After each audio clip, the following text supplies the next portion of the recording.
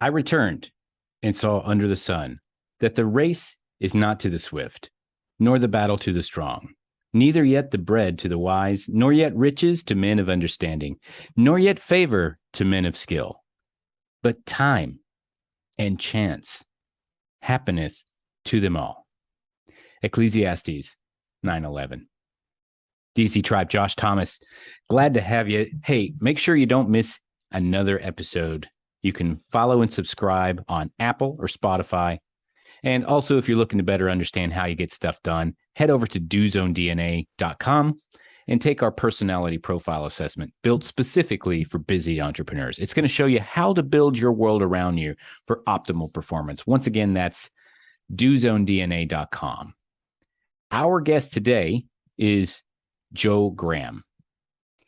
Joe is the host of the 150K podcast, where he takes your dreams to six figures and beyond. He's a sales consultant that teaches people how to ethically scale their business.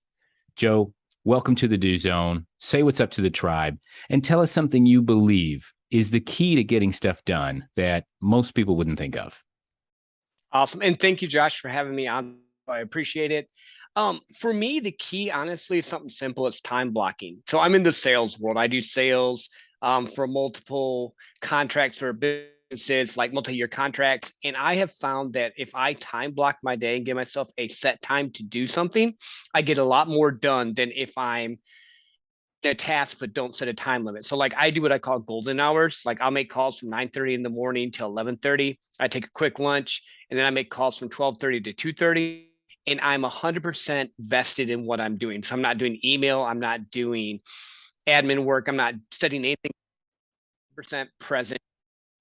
And I found calling, fitness, life, fun. Like I even schedule fun that way because tour. Sometimes you actually like schedule that out. I'm sorry, Joe. We have to stop. Your headset is cutting out pretty bad. Gotcha. Hold on a second. Let me here. Yeah, when you were talking to us, cutting out. Give me 1 second here.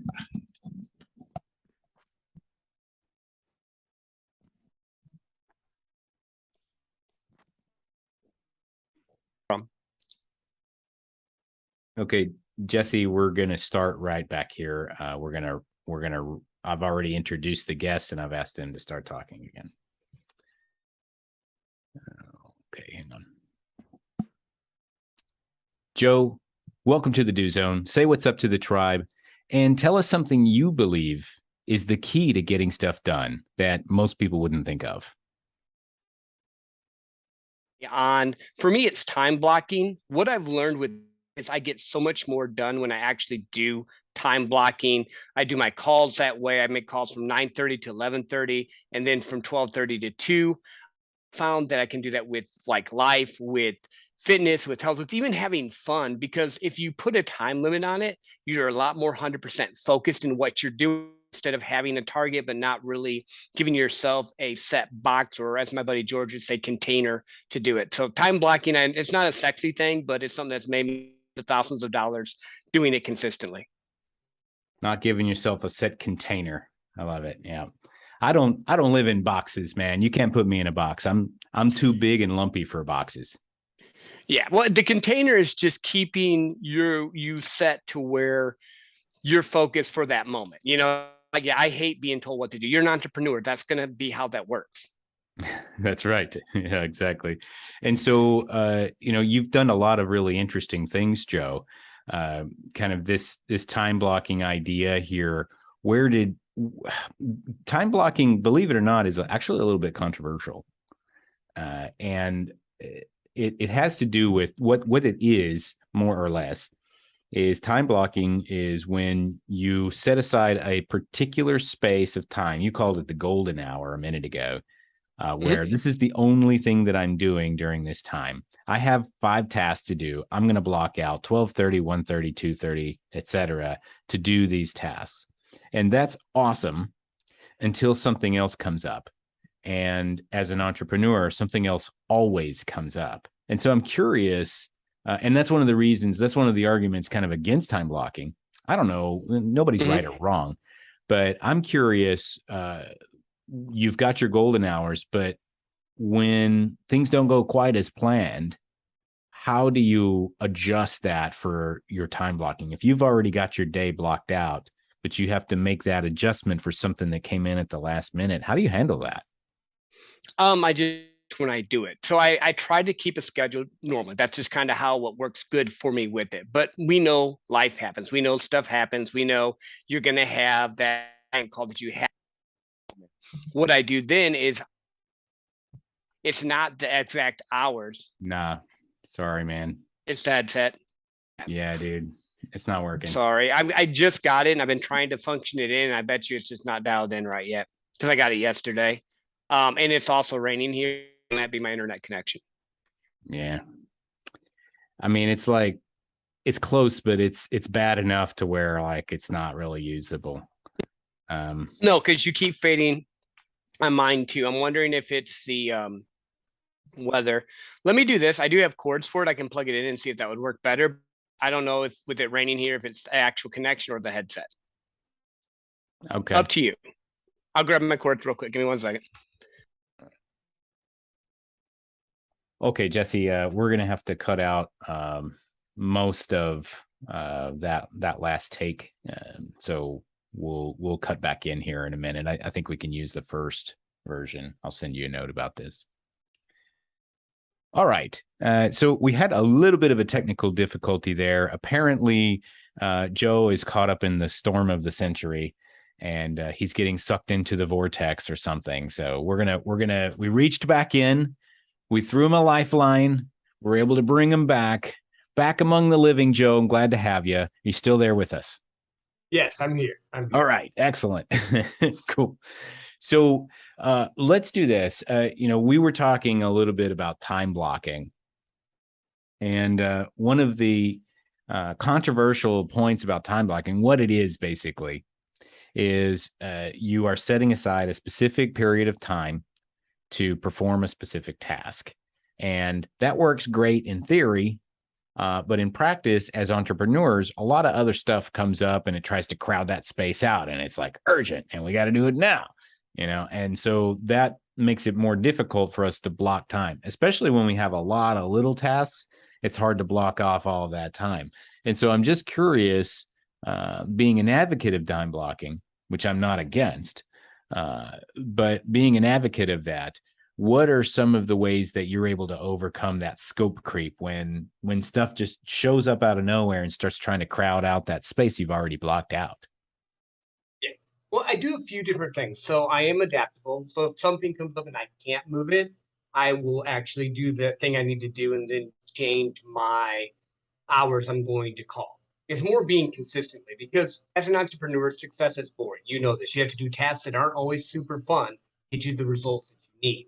But what I found with time blocking is I'm able to accomplish more in that time frame. And if, say, for the whole week, I'm normally trying to make calls from 30 to 11:30.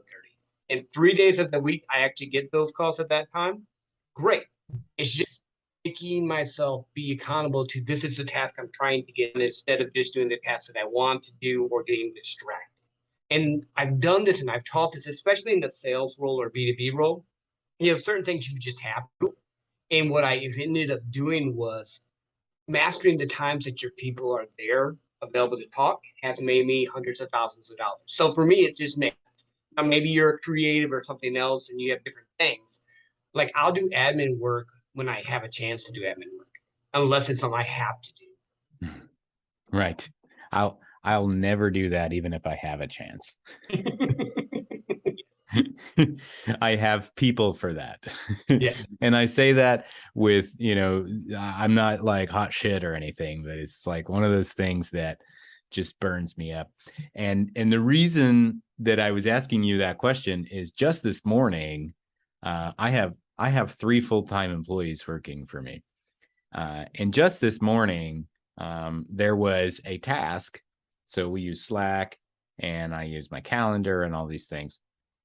There was a task that was given to me in Slack and then by one person. A second person saw that task and stuck it in my calendar and blocked out the time.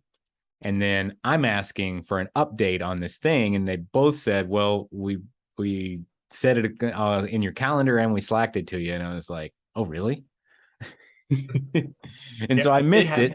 Why? Because something else came up during that time block, and it was like, okay, this isn't a call that regards, making money, so it can wait, and then I blew it, and I'm like, all right. So we had this long conversation about, okay, how do I make sure that this works? Because this time blocking thing has not been functioning for me. And so we have to have those fail safes in place. And I think it's a really important topic, Joe, because the reason that this podcast exists, the idea of the do zone, is because of problems like these. I'm not perfect. I'm running into these issues. And so I'm seeking the answers from people like yourself, because we're all dealing with the same stuff. We're all dealing with shiny object syndrome. We're all dealing with overwhelm. There's too much task to do, not enough time to do it. There's not enough mental capacity or emotional capital to do all the things that we need to do. And so how do we manage it all? How do we prioritize it? Do you have any thoughts on that as far as, all right, I've only got X amount of hours in a day. How do I choose the top 5 to 7 things that absolutely need to get done right now by me, and the rest of the things that just either need to wait or not get done at all? Do you have any methods or ideas about that you've developed over the years? Yeah, and I got this from my friend George Bryant. I have needle movers. So I list 3 things in my business, and Andy Frisella talks about this with 75 Hard, having a forecast. But the same thing. What are the 3 things I can do in my business that's going to move my needles? Meaning it's going to bring revenue, it's going to bring impact, or it's going to bring insight. One of those things, and that's what I'm responsible for as the entrepreneur, as the leader. Like you said, you have people that do admin work for you because your use of time is better doing things that make money or that are not admin related. Same type of thing. You just need to figure out, okay, what is the key factors that I can do that I can move forward? I just call them a needle mover, get more client impact or resources. And again, I'm a very simple person, and like I've said this multiple times, but success really is just doing things you need to do. I mean, in a lot of ways, once you figure out the process, you just have to keep doing the process and building on the process and bringing it in, and then just enhancing it, and making it quick. Success really is just doing the things you need to do.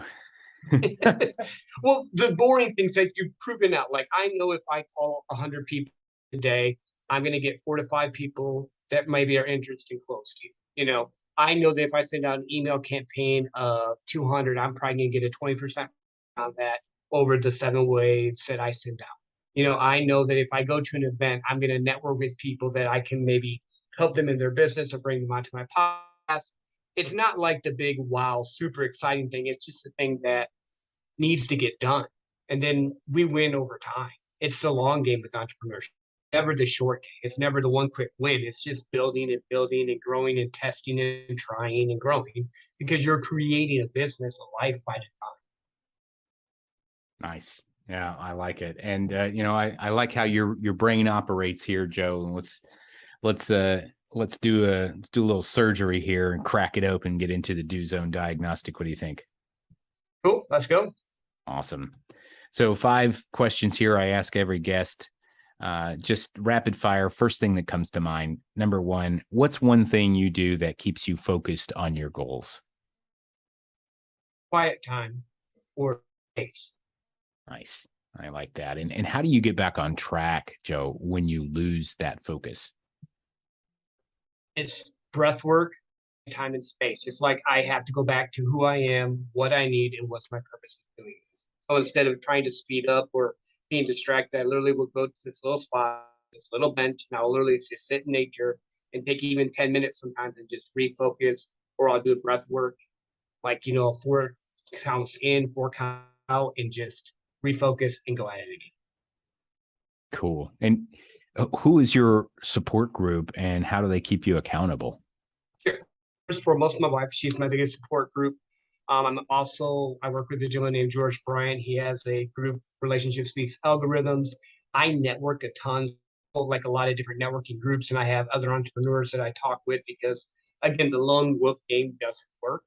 You need a support in the community, but that's what just popped into my head right now. The lone wolf game does not work. You're exactly right about that.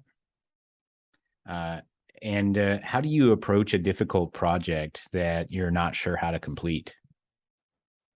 Depending on the project, I will literally find someone that's done it before and ask their opinion or thoughts on it, or I'll take it one step at a time and research it and Google it and do different things that are there. Or if I'm really crazy, I just try to start taking it one piece at a time and going forward. It really Yeah. depends on how hard the project is and what I want to do. Right. Eating that elephant one bite at a time.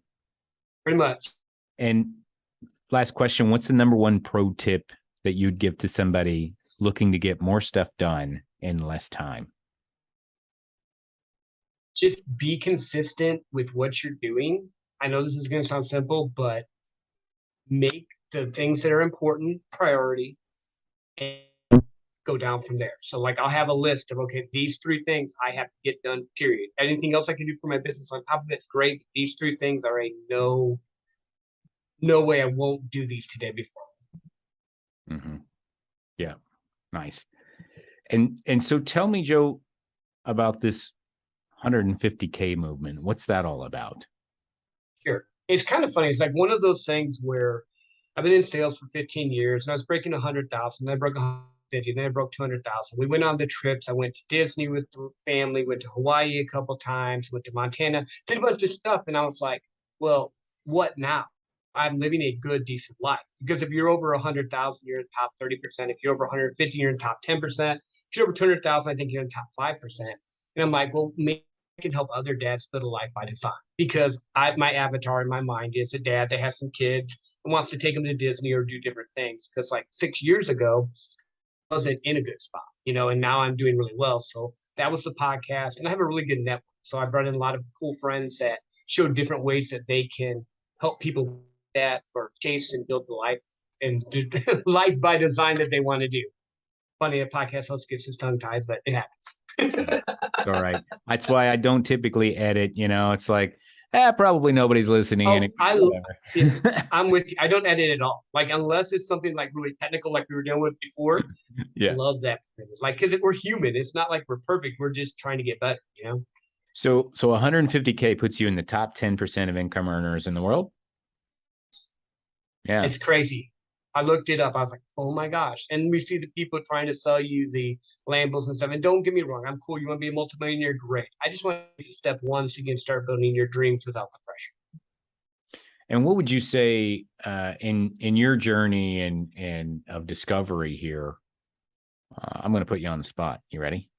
Cool. Let's go. What are your top 3 tips, top 3 recommendations for somebody who has not crossed that 150K annual income threshold?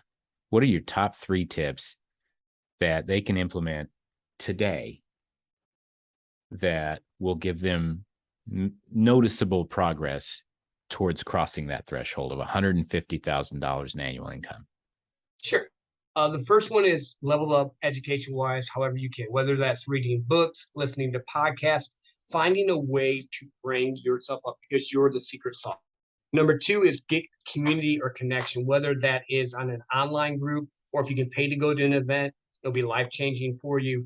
And 3, this one's not, but it's true, especially in the sales world, stay the course. If you're in the sales role for more than 2 years, you become an expert because most salespeople bounce around and people don't understand. They overestimate what they can do in a year. I know it's cliches, but underestimate what they can do in 5. But like my life is proven. I've been in this one role for 4 years, 5 years, and I went from not doing well at all to making over 200,000 a year. It's a simple process. That's not like a brag. That's the same. Like I'm a country boy from Michigan that learned the system to sell to people, and I make really good money. And you can do it too. It's just it takes a little bit more time than maybe people want it to.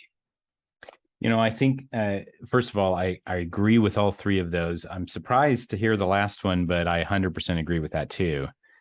And so leveling up education-wise, yes, definitely you need to invest in yourself, period. If you're not investing in yourself, that's why you are where you are. And you need to get yourself around people who are thinking smarter and faster than you. If you're not doing that, that's why you are where you are. Now, this is interesting, though, about if you're in a sales role for more than 2 years, you're the expert because all those guys bounce around. I haven't thought about that, but that makes a heck of a lot of sense. I took a sales role that I was in for 6 years, and I took a consultative role where I did some sales that I have been in and am still in for almost 5 years. And, there's probably not too many people that can do that sales call better than me. Not because I'm some amazing genius. I mean, I'm pretty good. But when you've had the same conversation more than 2,500 times, you learn a little bit. You learn a little bit that a manual or a coach or a training session just can't do.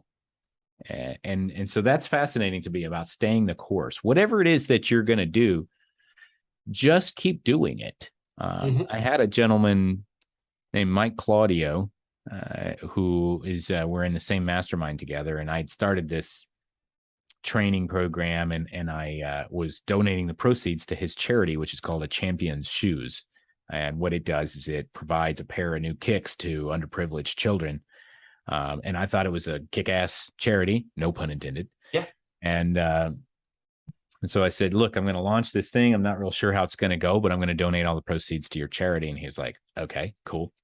And so I gave him an update on how it was going. And, I had made some mistakes and trying to figure some stuff out. And he's like, look, it doesn't matter. All you have to do is keep doing it, because the biggest problem with everybody here is they quit. If you just keep going, eventually you'll be the only one left. You don't even have to be good. You just got to keep going.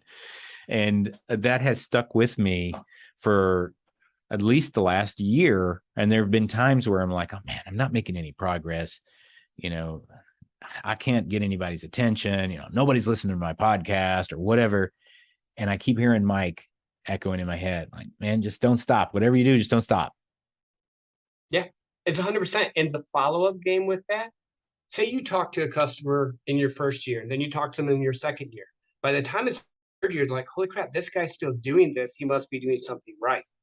And then you're there the fourth year and the fifth year, and it starts to compound. I've made money off the deals I started talking with people 3-4 years ago, but because I stayed the course, I won. And that was it's crazy. Like, I agree 100% with Mike Claudio. I'm on Facebook and all too, and that is like key. Golden nuggets right there, man. I appreciate that. Thank you. Yeah, definitely. And so I'm just curious about this trip to Malaysia. What happened there? So, real funny, and I'll try to keep it short. So when I was younger, my wife and I were going to a church thing. We had just gotten married, and we decided to go on a missions trip honeymoon. I don't recommend that, but that was just kind of, we did that. And I've taken her to Hawaii, and I've done it. I know that was wild and weird, right? Well, it happened. We got married in July, but that trip wasn't until September. So we went to Malaysia. Half of it was our honeymoon, half the other. We were supposed to fly back on 9/11. So we got stuck in Kuala Lumpur for 5 extra days. Northwest Airlines was actually still around at the time, and they paid for 3 rooms. We got one of the rooms. We got to stay in the Pan Pacific Hotel right by the airport. So it was cool. And I mean, if you ever want to go to a cool country, Malaysia is actually really cool. There's a lot of Aussies, Europeans, Chinese, Indians. It's like a very cool kind of place to go to. But yeah, that was kind of wild to be stuck overseas when that big event happens. Like, I still remember the whole thing because, like, got in an elevator and an English woman goes, "I'm so sorry." I'm like, "Why are you sorry?" Because we're out of country, so we're not like watching the news or anything. So right. That's my Malaysian story. Oh, okay. Yeah. I was thinking that like maybe a tsunami came through and, like, no. Gotcha. Nope. Yeah. I think for those of us who are old enough, we all pretty much remember where we were that day and in that moment. And it certainly was very jarring. But you definitely got the good end of the bargain there, having a couple extra days in paradise. So that was interesting. Yeah. That So. part was cool, but the only thing was we were watching CNN because that was the only channel in English, and then we would watch sumo wrestling because that was the only other thing we could understand. So it was like a So when you got tired of instead like of watching. binging all of the bad news, you're like, let's just watch these fat guys battle it out. I mean, sometimes you got to bring some because it was just one of those things. Yeah, well, I mean, I don't know. I think I would choose over the news. I would choose pretty much anything, especially sumo wrestling. That's pretty awesome, man. Cool. So we're gonna wrap up here in a second, but Joe, tell us really quick where can people find you and where can they learn more about your podcast? Sure. Podcast is 150K Podcast. It's on Breaker, Spotify, Apple, pretty much anywhere you can get. On Instagram, you can reach out to me at the 150K Podcast. And on Facebook, I have a 150K Podcast group, and it's the number 150K Podcast.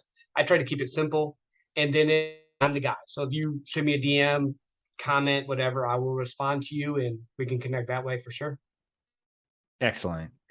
So, Joe Graham, thanks so much for coming on here and sharing with us your wisdom, and especially thank you for the perspective on staying the course. I really appreciate that, man. Thank you for having me. And so we're going to wrap up for here. If you can go on to most of the social networks, you can learn about the 150K podcast on Instagram and did you say Anchor also, and Spotify, Apple, all those places? Yeah, pretty much any podcasts are. I'm on all of them. Anywhere podcasts are, you can find Joe. Look for the 150K podcast. Once again, if you want to keep hearing great content like this, be sure to follow and subscribe on Apple or Spotify. And don't forget to get your own personal Do Zone DNA by visiting dozonedna.com. Until next time, remember, we all have the same 24 hours in a day. What are you going to do with yours?